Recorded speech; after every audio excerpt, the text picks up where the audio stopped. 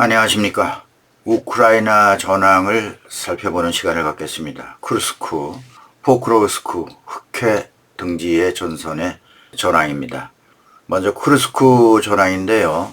전반적으로 지난 몇 달간 러시아군의 공세가 강화되면서 우크라이나군이 점령했던 쿠르스크 지역 대부분을 러시아군이 다시 탈환한 것으로 보입니다. 그렇다고 완전 탈환한 것은 아니죠. 모두 러시아에 내주었다는 얘기는 아니고요. 적은 부분이지만 아직 일부를 장악하고 있다는 얘기가 됩니다. 우크라이나군이 방어선을 재정비하는 데 지금 돌입하고 있는 것으로 보이고요. 특히 북한군의 포병 지원과 인해 전술 등이 우크라이나군에게 큰 영향을 주고 있는 것으로 알려지고 있습니다. 공세에 중요한 역할을 하고 있다. 이렇게 보도가 되고 있는데요. 그런데 이러한 북한군 관련 보도는 일종의 러시아가 북한에 보내는 파병을 위한 선전일 수도 있다라는 분석이 나오고 있습니다. 또한 우크라이나 측에서 이러한 보도를 하는 것은 서방의 지원을 바라는 그러한 뜻도 내포되어 있다고 볼 수 있죠.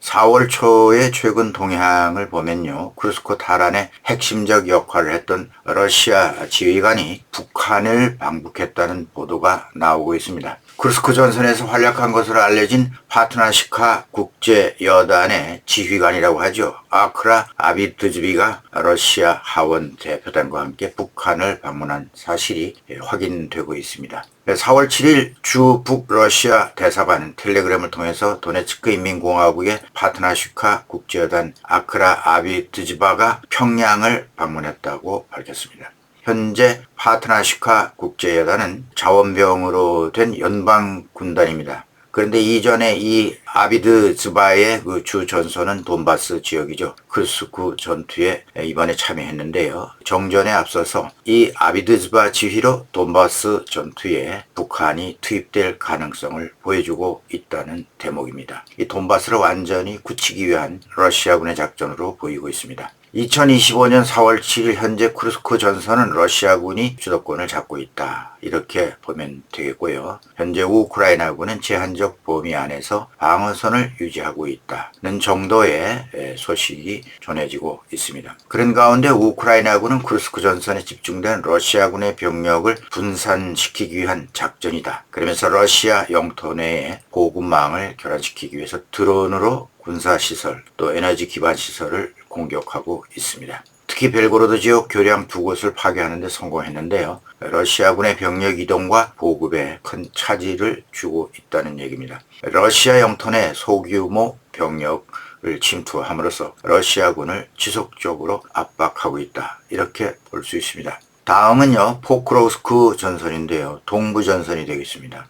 지도를 참고해 보시면 러시아가 포크로우스크 도시를 금방이라도 점령할 것처럼 보였지만 그렇지는 않습니다. 현재 우크라이나 포크로우스크 전선의 상황은 매우 유동적이라고 할 수 있습니다. 러시아군의 지속적인 공세와 우크라이나군의 방어가 치열하게 전개되고 있는 상황이라고 할 수 있겠죠. 최근에 몇 달 동안의 그 주요 변화를 보면요. 이 러시아군은 지속적인 서쪽으로의 진격을 시도했습니다. 그리고 3월 초에는 작은 마을 솔로네를 점령하고 그 다음에 우다치네라고 하는 마을에 진입했다는 보도가 있었습니다. 포크로우스크 남서쪽에 피시차네 쪽으로 다시 진격하는 등 남쪽에서도 압박을 가하고 있었습니다. 그러니까 포크로우스크를 중심으로 해서 북쪽과 남쪽으로 협공하는 호위 작전으로 보입니다만 우크라이나군 역시 두터운 방어선을 구축하고 있습니다. 포크로우스크 지역은 우크라이나군의 주요 병참 중심지죠. 러시아군은 이 포크로우스크를 점령하느냐 못하느냐, 포크로우스크를 점령해서 우크라이나군의 보급로를 차단하는 것이 주 목적입니다. 러시아군은 포크로우스 남쪽에서 안드리우카 지역의 통제권을 확대하면서 콘스탄티노필 방향으로 진격하고 있습니다. 일부 보도에 따르면 작년 12월 러시아군이 포크로우스크시 외곽 1.5km 지점까지 진격하기도 했었습니다. 그러나 금년 3월 초에 우크라이나군이 다시 포크로우스크 남서쪽 접근로에서 국지적인 반격을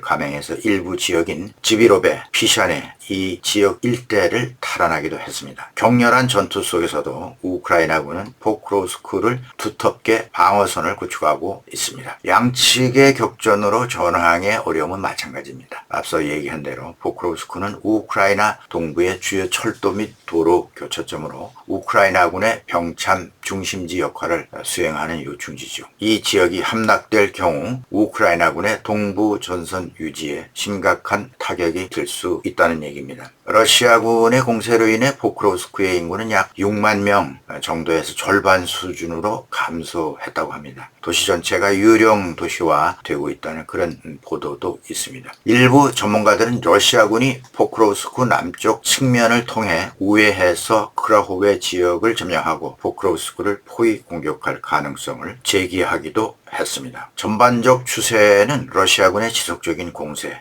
그리고 우크라이나군의 완강한 방어가 이어지는 가운데 포크로스크 주변 지역에서 치열한 전투는 계속되고 있고요. 병력과 무기 지원 이것이 우크라이나군에게서는 큰 관건이 되는 것이다. 이렇게 보입니다. 다음으로는 흑해 전선인데요. 흑해 상황은 최근 보도에 따르면 미국이 중재해서 우크라이나와 러시아 간의 30일간의 부분 휴전에 대해서 원칙적으로 합의를 했습니다. 그런데 아직 이행되지 못하고 있는 상황이죠. 러시아가 지금 미적거리고 있습니다. 휴전 대상은 에너지 시설과 흑해에서의 공격 중단 이것이 이제 중점 논의된 사항인데요. 러시아 측은 흑해에서의 휴전은 러시아에 대한 서방의 제재가 해제되기 전까지는 발효될 수 없다. 이렇게 주장하고 있습니다. 러시아에 대한 규제가 완화된 새로운 곡물 협정을 체결해야 한다. 이런 주장이죠. 러시아는 미국이 우크라이나를 압박해야 새로운 협상이 진전될 수 있다. 이렇게 주장하는 반면에 젤렌스키 우크라이나 대통령은 러시아의 공격이 흑해 지역에도 계속되고 있다. 그러니 미국을 비롯한 서방의 강력한 지원이 이 흑해 방면에 지원이 필요하다. 이렇게 호소하고 있습니다. 이 곡물 수출이 전혀 안 이루어지는 건 아닙니다. 흑해 곡물 회량을 통해서 우크라이나는 2024년 2월까지만 해도요. 800만 톤, 누적 3천만 톤에 가까운 화물을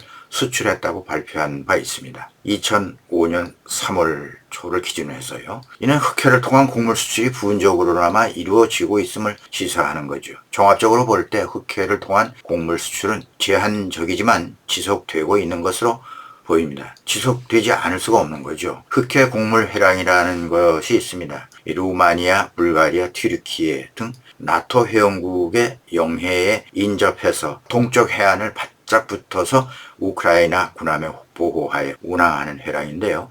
2023년 8월 우크라이나가 자체 개설했습니다. 이 경로는 주로 오데사, 초르노모르스크, 피르벤리 등 우크라이나 남부의 조그만 항구를 통해서 운영되는 임시 곡물 수출 통로죠. 우크라이나 경제 유지와 국제 식량 시장에 상당한 기여가 있다고 평가하고 있습니다. 네, 트럼프 대통령의 상호 관세 문제가 전 세계를 들었다 놨다 하고 있습니다. 우크라이나 전쟁에 어떠한 영향이 미칠지도 한번 예측해보는 시간을 가지겠습니다. 네, 오늘은 여기까지입니다. 휴전이 현실화되는 시기가 되면서 저마다 유리한 입장을 차지하기 위해서 러시아나 우크라이나나 모두 이런 목적을 향해서 전쟁은 더욱 치열해지고 있지 않나 이런 생각이 듭니다.